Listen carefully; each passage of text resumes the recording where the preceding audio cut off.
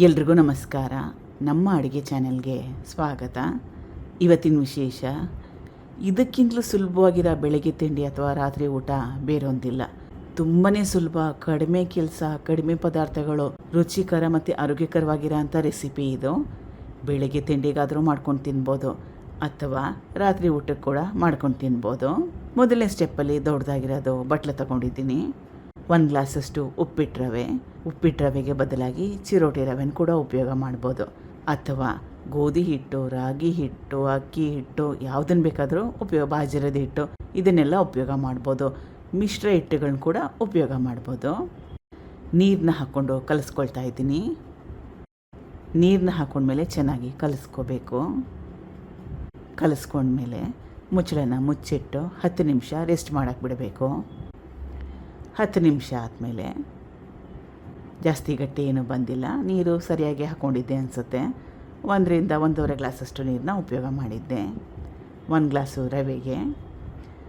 ನೀವು ನೋಡಿ, ನೀವು ಕಲಿಸ್ಕೊಳ್ಳೋವಾಗ ಕಲಿಸ್ಕೊಂಡ್ಮೇಲೆ 10 ನಿಮಿಷ ರೆಸ್ಟ್ ಮಾಡಿದ್ಮೇಲೆ ಗಟ್ಟಿ ಏನಾದರೂ ಬಂದರೆ ನೀರನ್ನ ಹಾಕ್ಕೊಂಡು, ನಾನು ಯಾವ ಕನ್ಸಿಸ್ಟೆನ್ಸಿ ತೋರಿಸ್ತಾ ಇದ್ದೀನಲ್ಲ ಆ ಕನ್ಸಿಸ್ಟೆನ್ಸಿ ಬರೋವರೆಗೂ ನೀರನ್ನ ಹಾಕ್ಕೊಂಡು ಚೆನ್ನಾಗಿ ಕಲಿಸ್ಕೋಬೇಕು. ಬೈ ಚಾನ್ಸ್ ತೆಳುವಾಗೋದ್ರೆ ಸ್ವಲ್ಪ ಅಕ್ಕಿ ಹಿಟ್ಟು ಅಥವಾ ಮತ್ತೊಮ್ಮೆ ಸ್ವಲ್ಪ ರವೆನ ಹಾಕ್ಕೊಂಡು ಗಟ್ಟಿ ಮಾಡ್ಕೋಬೋದು.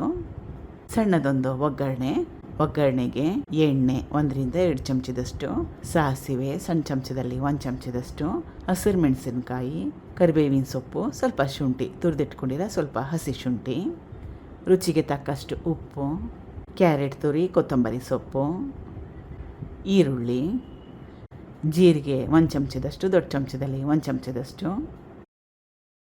ಇದಕ್ಕೆ ನಿಮಗೆ ಯಾವ ತರಕಾರಿ ಇಷ್ಟ ತರಕಾರಿಗಳನ್ನೆಲ್ಲ ಹಾಕೋಬೋದು. ಕ್ಯಾಪ್ಸಿಕಮ್ ಕೂಡ ಹಾಕೋಬೋದು. ಕಲಿಸ್ಕೋಬೇಕು ಚೆನ್ನಾಗಿ. 2ರಿಂದ 3 ನಿಮಿಷ ಆದರೂ ಕಲಿಸ್ಕೋಬೇಕು. ಇಷ್ಟ ಇದ್ದರೆ ನಾವು ರವೆಗೆ ನೀರನ್ನ ಹಾಕಿ ಕಲಿಸ್ಕೊಂಡು 10 ನಿಮಿಷ ರೆಸ್ಟ್ ಮಾಡ್ಕೊಂಡ್ವಲ್ಲ, ಆ ಸ್ಟೆಪ್ ಆದಮೇಲೆ ಮಿಕ್ಸಿಗೆ ಹಾಕ್ಕೊಂಡು ನುಣ್ಣು ಕೂಡ ರುಬ್ಕೋಬೋದು. ಹಿಟ್ಟು ರೆಡಿಯಾಗಿದೆ. ಹೆಂಚು ಕೂಡ ಚೆನ್ನಾಗಿ ಕಾದಿದೆ. ಇದು ಹೆಂಚಿಗೆ ಅಂಟ್ಕೊಳ್ಳಲ್ಲ, ಚೆನ್ನಾಗಿ ಬರುತ್ತೆ. ಕಬ್ಬಣದ ಕಾವಲಿ ಕೂಡ ಉಪಯೋಗ ಮಾಡ್ಬೋದು.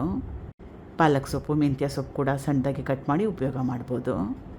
ಎಣ್ಣೆ ಸ್ವಲ್ಪ ಒಂದು ಕಡೆ ಚೆನ್ನಾಗಿ ಬೆಂದ ಮೇಲೆ ತಿರುವಾಕೋಬೇಕು. 2 ಕಡೆ ಚೆನ್ನಾಗಿ ಬೇಯಿಸ್ಕೊಂಡ್ರೆ ಒಳ್ಳೆಯದು. ಇದಾಗಿದೆ. ಇವಾಗ ಮಿಕ್ಕಿರೋದಕ್ಕೆ ಸೇಮ್ ಪ್ರೊಸೆಸ್ನ ಫಾಲೋ ಮಾಡಿ. ನೀವು ಕೂಡ ಟ್ರೈ ಮಾಡಿ. ಇದನ್ನು ಬ್ಯಾಚುಲರ್ ಫ್ರೆಂಡ್ಲಿ ರೆಸಿಪಿ ಅಂತ ಕರೆದ್ರೂ ಕೂಡ ತಪ್ಪಾಗಲ್ಲ. Thank you for watching. ಧನ್ಯವಾದಗಳು.